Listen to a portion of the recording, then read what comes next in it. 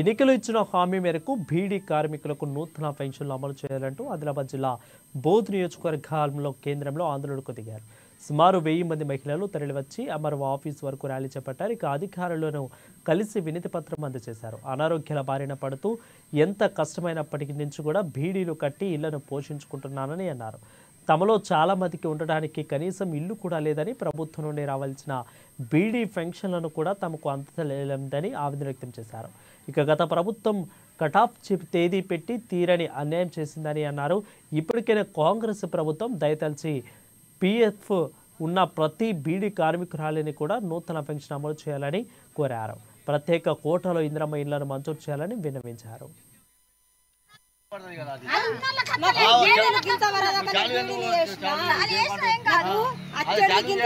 రాకొచ్చింది pension, కొత్త pension ఒక 2000 రాలేదు నాకు ఇంతవరదాకా.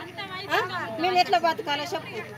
చేనులలో పని చేసి బీడీలు చేసి ఏదో మాకు ఏమైనా రావాలా కదా, ఉన్నోళ్ళకే రావట్లేదు. మాకు అద్దా అన్న చెప్పు. మాకు ఇల్లు లేదు, ఏమి లేదు, ఎక్కడ లేదు. పెన్షన్ కావాలి, కొత్త పెన్షన్.